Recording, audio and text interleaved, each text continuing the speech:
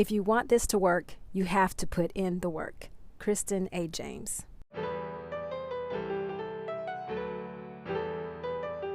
You have the power to be the boss of your own life. I'm your host, Monica Allen. I'm a wife, mom, entrepreneur, best-selling author, lifelong learner, and your biz bestie. I have a love and passion for all things small business. Growing my own company from $700 to over 7 figures annually, my goal is to bring you inspiration, business-focused topics and tips, encouragement, and a community that helps you launch, grow, and scale your business, whether you are a dreamer, a side hustler, or a seasoned entrepreneur. You are listening to the Become Your Own Boss podcast. This episode is sponsored by the Become Your Own Boss Planner. I created this planner for myself over 5 years ago, and I am so excited to now be able to say it's available for purchase on Amazon. You can find more information about the planner and how it can help you achieve your goals from the link in the show notes. It is amazing how things come together. I can remember before I started this podcast, I thought about hosting classes to help people who wanted to start a business, but perhaps didn't major in business, didn't know how to start, or especially for artists who are very creative, but often don't really think about the business side of things and actually making money. I thought about starting these types of classes. So I have been giving this some thought lately and thinking about starting off the podcast this year a little bit differently. What is intriguing is that I recorded this episode with my guest today back in November. To be honest, I did not recall what we discussed, but as I listened to our interview again, it confirmed the direction I want to take the podcast in for the next few weeks. If you're listening to the podcast because you want to start a business or you have started one, but you're feeling a little lost, these weeks are for you. Also, if you have an established business, but you know someone who could benefit from content around starting a business, please share this podcast with them. The next few weeks will be more like a class to help you launch your business and set you up for success. On this episode, I speak with a side hustle success coach who empowers high-vibrating 9-to-5 women to overcome their fears and achieve clarity so they can grow their side hustles and confidently quit their 9-to-5 jobs. Christen Anne James spent 12 years in corporate America. After being downsized, she turned down another job offer, took her severance package, and returned to school to complete her coaching training. She started her business to help women achieve their entrepreneurial goals faster than she did. She began to feel the entrepreneurial itch 5 years before she decided to take the leap, and she now provides the support she wished she'd had when she was getting started. CJ is a Reiki master, and a podcast host as well. Check out my fun chat with CJ.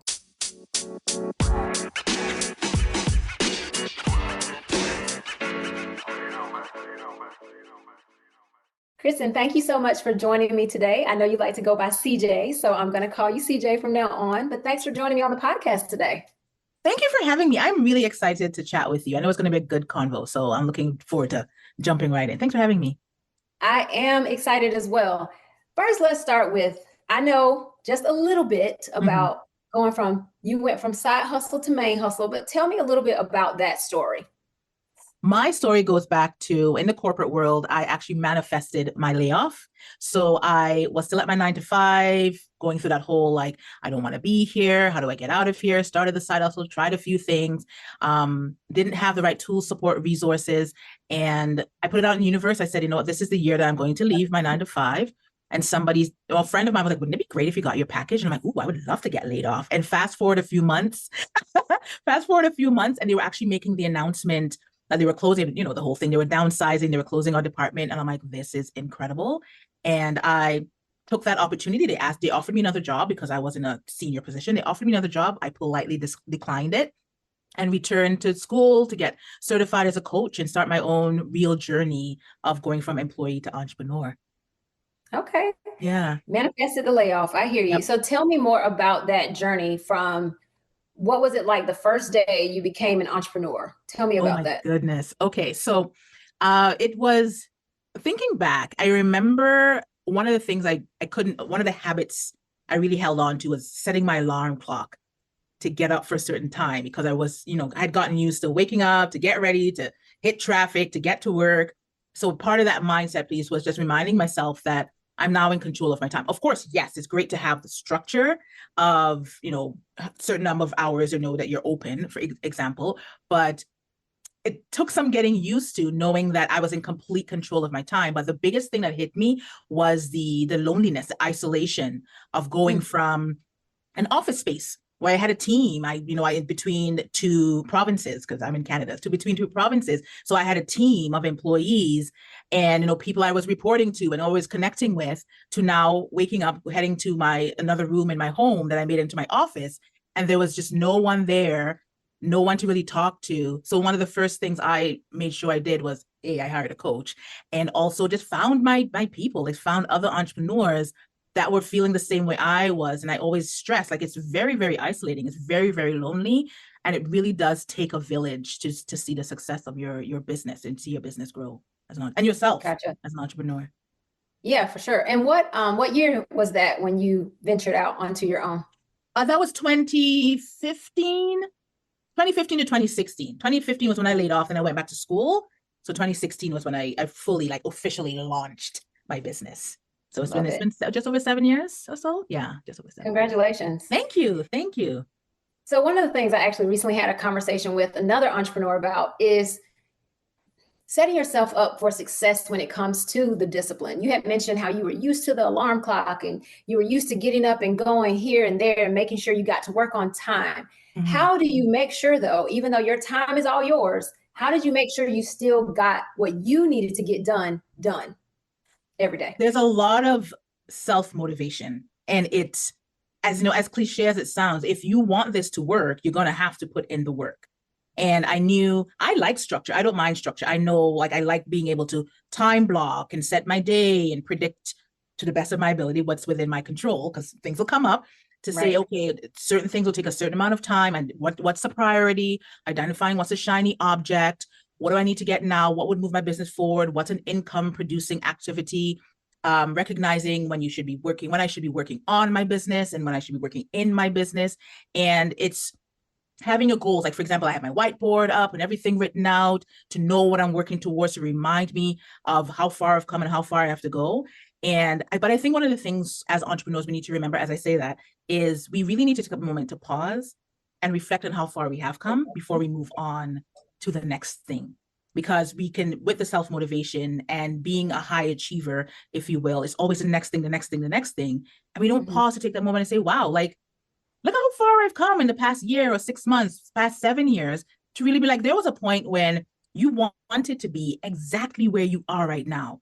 So pause and really celebrate that, because before you move on to the next thing and lose sight of how far you've come. And that also adds to the motivation. Like, I'm not bad. I'm earning the income and I'm getting the clients and I'm showing up and I'm doing the things, and also reminding yourself of the authenticity and not getting caught up in the comparisonitis.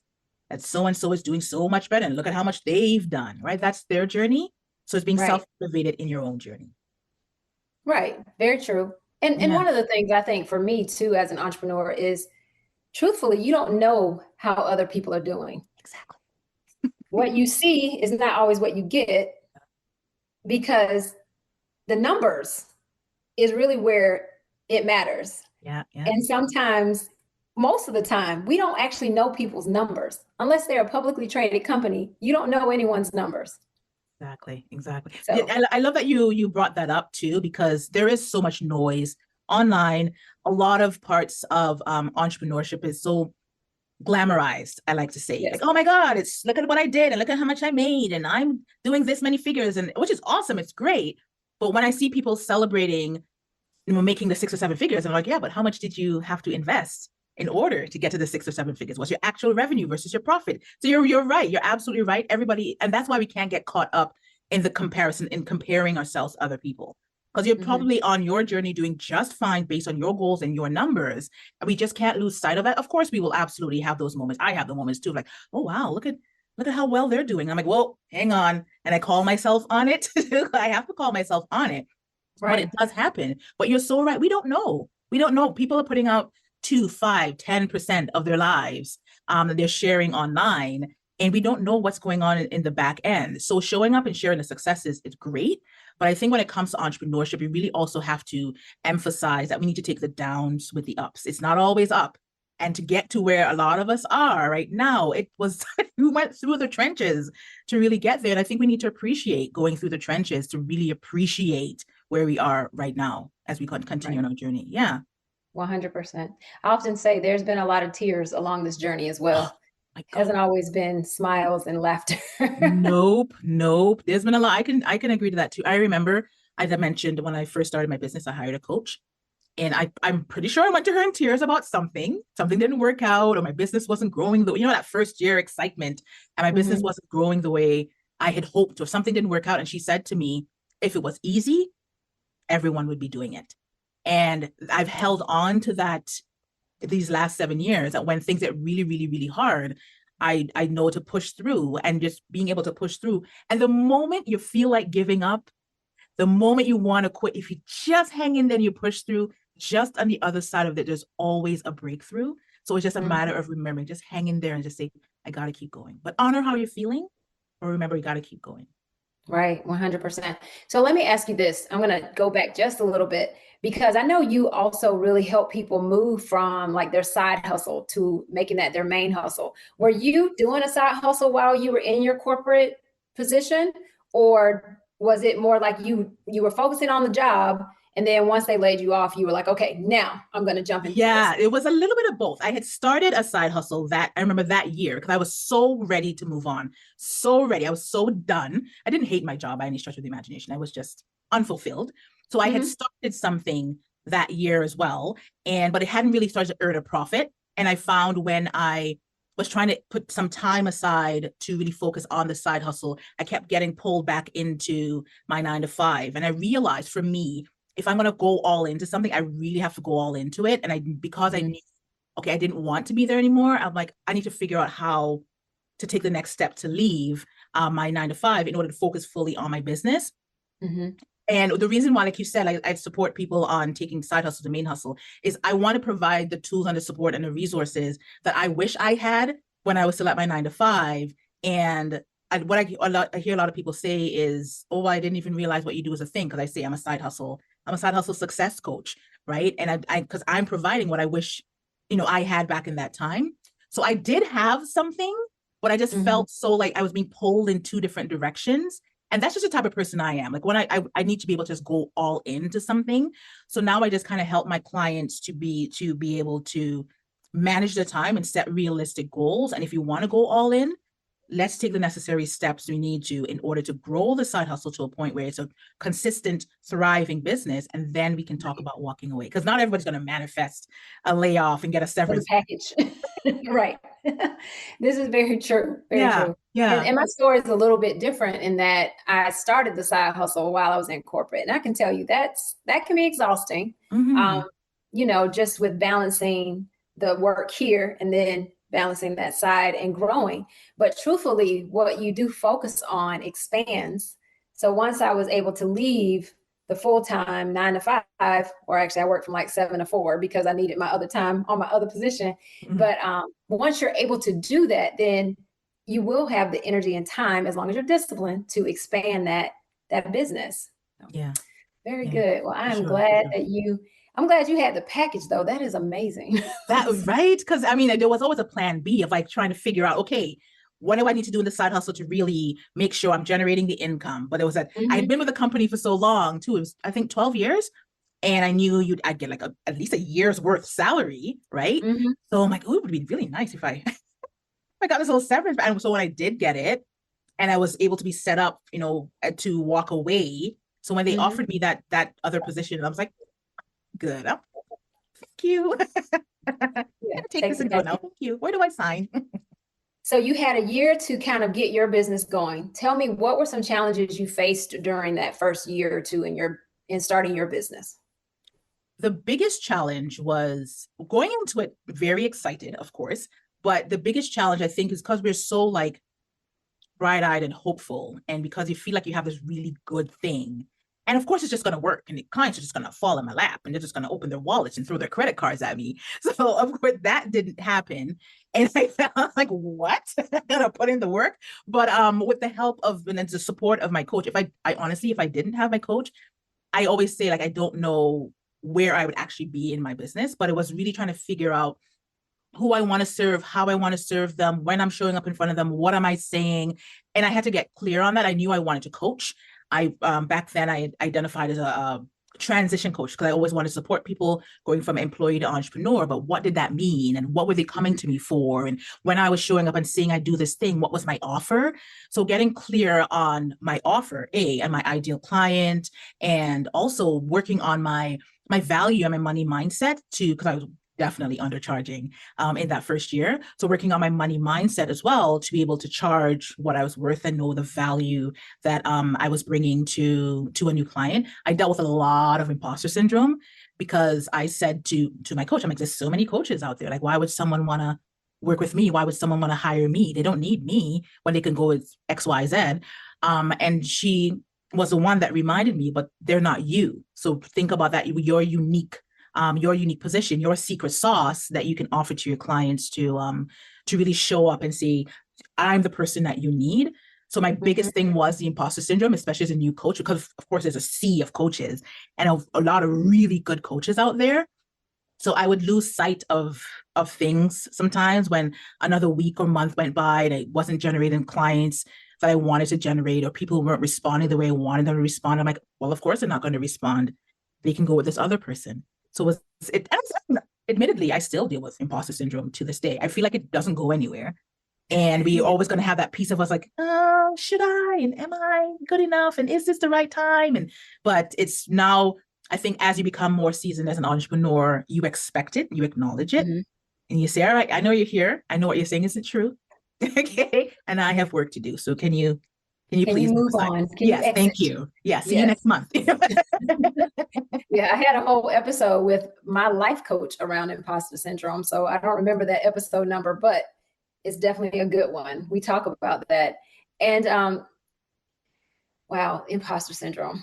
What's interesting to me with that, and my husband and I talk about this a lot, there are lots of young people.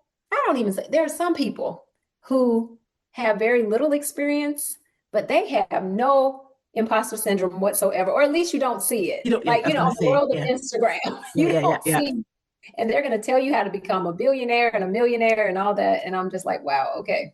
Yeah. If only it was that easy. If only they try to make it seem easy. And I think it's when you're able to just show up authentically, even as a seasoned entrepreneur, 7 plus 10, 15 years, and you were able to show up and say, yeah, I still have those days of, I'm not sure if I'm doing the right thing or if I'm ready to make this next decision or pivot or adapt and go in the direction that I feel like I should go. I think that authenticity, people crave that a lot with all that on the online noise. It could really humanizes you, if you will, where there's so much glamour to just be like, I don't have it all figured out. But you have those moments of like, we're going to see how this goes. But just so you know, to get to this shiny program that I'm offering to you right now, where people can't, there's a wait list and blah, blah, blah. Like I have a group program that I run right now. It took me since, I think 2019, I'd always tried to something to do with a group program. And I kept having to revisit. And it's only now that it's really kind of, I have found how I can show up and support people in a group setting. So yeah, I have a great group program. It took me 4 years, right, to get here. So just being, to be authentic enough to be like, some things aren't going to work. A lot of them do, but some of them really can knock you down, and you have to be able to pick yourself up, dust yourself off, honor how you're feeling. I'm huge on like honoring your emotions, even the quote unquote negative ones, the sadness and the anger, acknowledge them. They deserve space as well, but just know that they're temporary, and you have to be able to take the downs with the ups, because they're going to come and they're going to keep coming. They are going to definitely come. So let's talk a little bit about your group program, because I run like a small group. How many people do you typically have in your group program? I run a small group as well. And when I say small, like 4 or 5 people, gotcha. Because I created it for women. I want them to feel safe. I want them to feel supported. When we run our group calls, I want each person to have time for like, I call it like hot seat coaching, where it's even if it's 10 minutes on the call, Mm-hmm. where it's one-on-one, but the group is there to support them and provide any feedback and insight as well. So I keep it small because I feel like that's a really key piece in the setting where a lot of these women are dealing with, like we talked about, the imposter syndrome and the fear of judgment and the fear of failure, and really feeling almost exposed, having to deal with those emotions going through this journey. I think the smaller setting works better. And I'll just do like a bunch of different small groups, but in each group, it's a maximum of like 4 to 5 women. So when I say spots limited, because that could be another marketing thing. You mean that? I actually really do mean the spots limited. I get what you mean, that keeping it small. To me, Yeah. yeah. So speaking of, because I know, so my groups are actually co-ed, but you work primarily with women, and I definitely have, you know, a love for my mompreneurs, my womenpreneurs, and I know we have our own things. What do you find to be one of our biggest challenges as women entrepreneurs? We don't take up the space we're supposed to. We do not step into, we don't, we're always ready to put others first and take other people's feelings into consideration before our own. So one of the biggest things I hear is that fear of judgment, of lack of support. What will people say? Will people show up? Will people support me? And on that note, one of the things I've been working on, I actually have it written right now on my mirror. I write messages to myself on my mirror in lipstick, an old lipstick.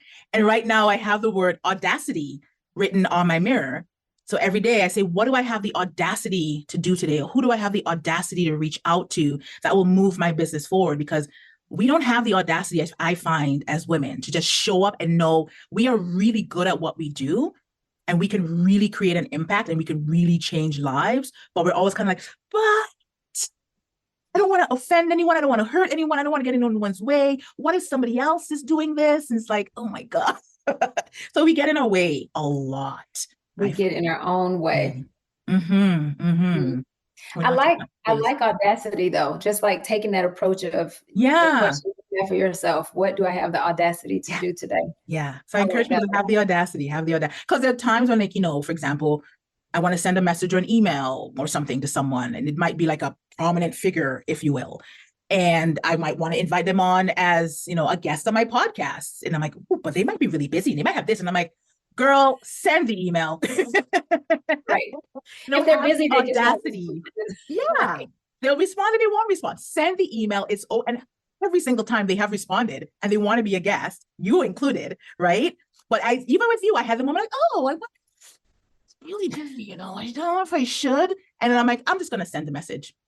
And usually it's, yeah, absolutely, I'd love to. I'm like, oh, okay, cool. So that's what I mean. We get in our heads a lot. We get in our way a lot. We overthink everything, every decision, every move we make. We take everyone else in consideration. And is this the right time? And is this, I don't know, it's a lot of money, or I have to do this, or my job expects that. And it's like, girl, it's okay to put yourself first. Give yourself permission, show yourself some grace, and you'll realize you'll survive. And it'll be beautiful on the other side. Beautiful. Exactly. Love that. I had a question because I've been having a lot of conversations lately with people around pivoting. Have you found that you've had to pivot in your business strategy? And if so, can you share that with me a little bit? So pivot, I think for me was really, it wasn't a pivot, or how maybe my business, I would say, evolved. Because even up until 3 years ago, it wasn't within the last couple of years that I really started to identify as a side hustle coach and really own that. Before, like I mentioned, I was identifying as a mindset and transition coach, and I support women who were going from employee to entrepreneur, that whole thing. And I was talking to my coach at the time, and she's asked me certain questions, and I'm like, yeah, I support people to this and this and this. And she's like, that is nowhere. I don't see that anywhere in your offer. You never mentioned any of that. Why aren't you saying that? So my pivot really was being able to own it and really kind of, I guess you can say, niche down, because it is a very specific niche, if you will. I know people, that's a whole other conversation about niches and niching down and all of that. So mine did come with just being very specific with my title, who I serve, how I serve them, why I serve them. And going one step further, even just within this past year, to saying like high vibrating women, because I'm also like, my side hustle is I'm a Reiki master. So it's just women who energetically and spiritually aware, and that's who I tend to attract. So it's being Okay. very comfortable with putting that kind of copy out there, that kind of message out there, was something I really had to tap into, hone in on. And then once that happened, like everything just kind of opened up. The channels really opened up for me to see the growth I deserved in the business. Yeah, I love that so much, because you mentioned it earlier too, authenticity, but being able to accept who your whole person is as an entrepreneur and bringing that to the table. And I just remember when I initially started the podcast, it was called Stitched for Success.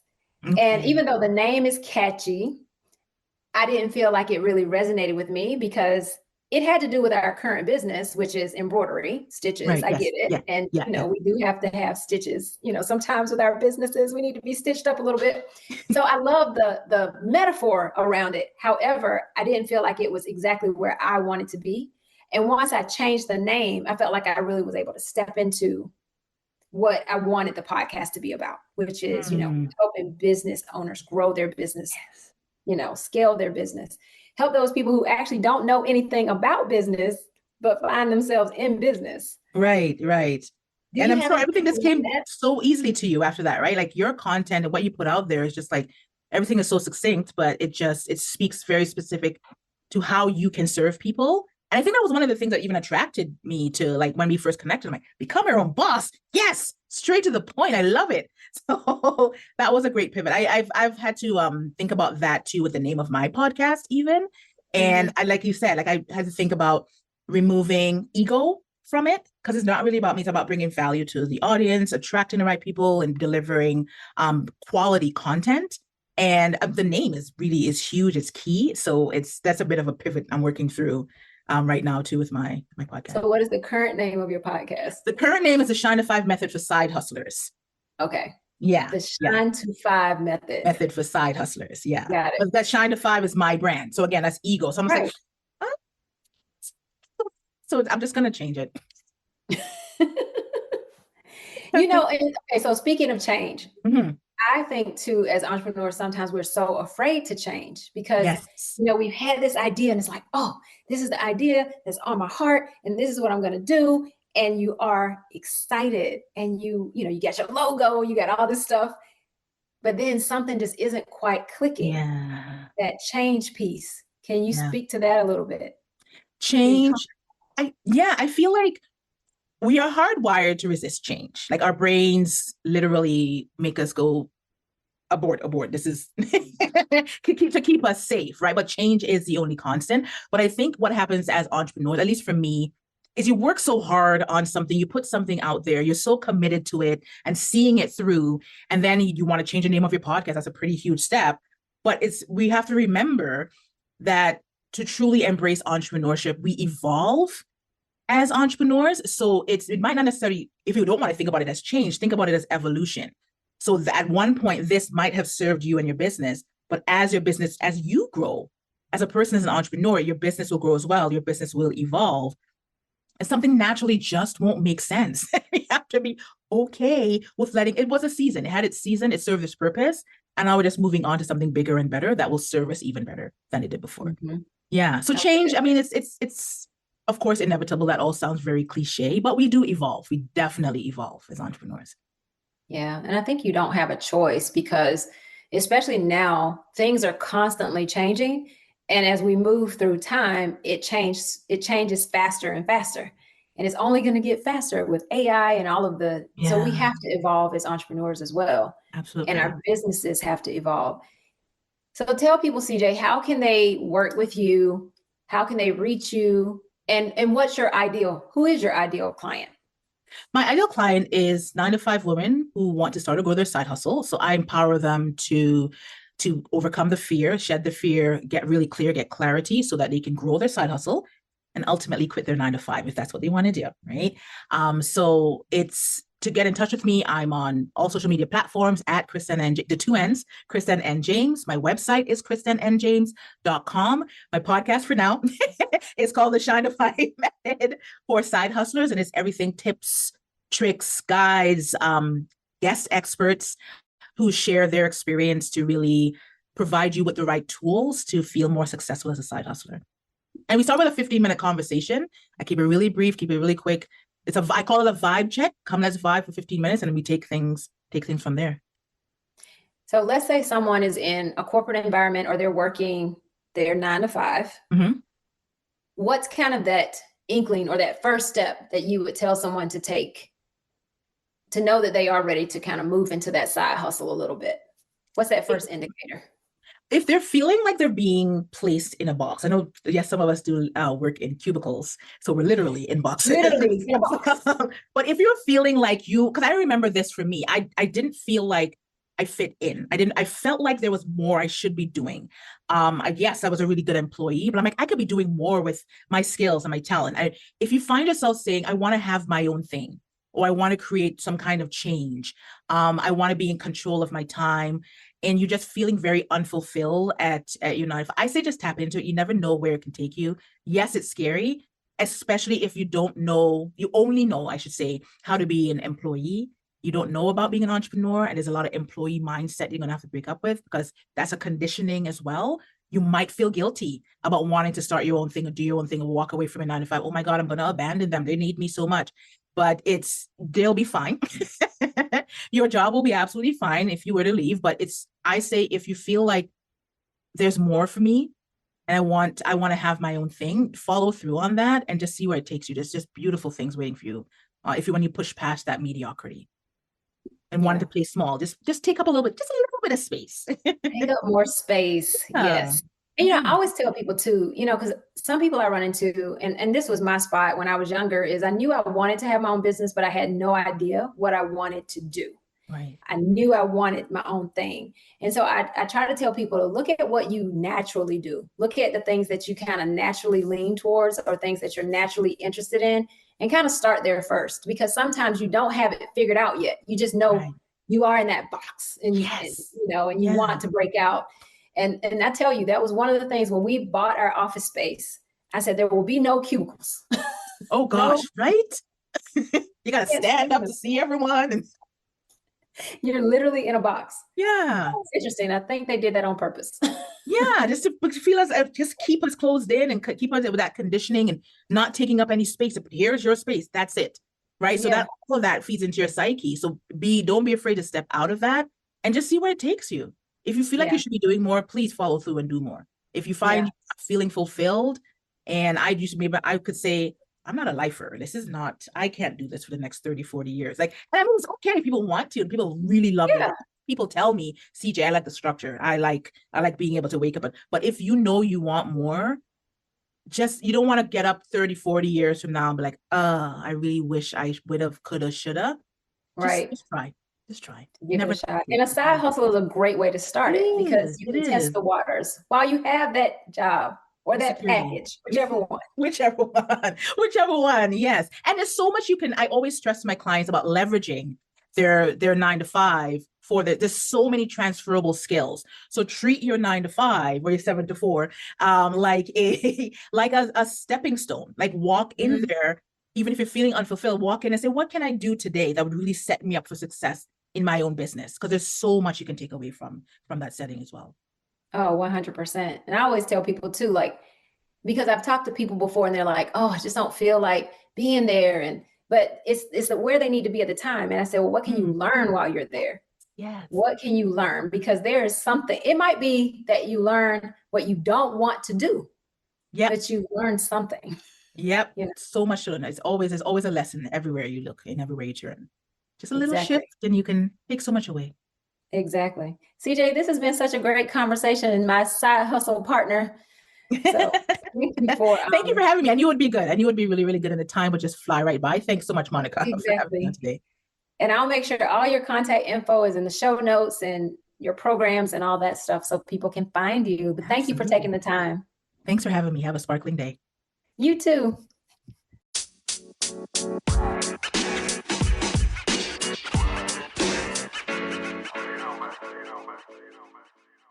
Thank you, CJ, so much for being a part of the Become Your Own Boss podcast. All of CJ's contact info is located in the show notes. Over the following weeks, I will be hosting a kind of start your own business class that will teach you how to become your own boss. For the past 3 years, this podcast has focused on becoming the boss of your entire life, including your health, finances, and mindset, and much more. And that has been great. That has been fun. But I want to kickstart this year by helping those of you who have made it a goal to start your own business. Even though I attended business school for my undergraduate and graduate degrees, none of those programs provided me with the specific knowledge I needed to start a business. While I did learn about marketing, finance, economics, and risk management, none of those courses were specifically tailored to business ownership. I also took an entrepreneurship class, and I'm sure that entrepreneurship programs, which are more common now, cover more topics related to successful business ownership. However, I'm going to give you a condensed course on starting your own business, step by step. We'll cover everything you need to know, from choosing the right business idea, to writing a business plan, to marketing and sales. We'll also talk about the challenges of entrepreneurship and how to overcome them. I know that starting a business is a lot of work, but it's also incredibly rewarding. If you're ready to take the leap, I encourage you to join me by tuning in each week. I'll be there every step of the way to help you make your dream a reality. I will also still be bringing you fabulous interviews with entrepreneurs from many phases of this journey. So again, be sure to tune in. Thanks for listening today. Join me on Instagram and TikTok at Become Your Own Boss Podcast. Also, please take a moment to share, rate, and review the podcast wherever you listen. I want to really emphasize sharing the podcast. Please share it. If you're a parent and you have teens that talk about starting a business, share this podcast with them. I keep it clean, so the podcast is youth-friendly. My daughter and son listen to it often.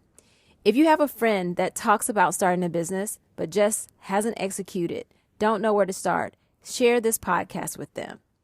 If you're nearing retirement or just want a change or feeling boxed in, as CJ talked about, listen to this podcast. Sometimes we just need the right info in our ear to get us going. Remember, now is the time. Now is the time to level up, leave a legacy, and become your own boss.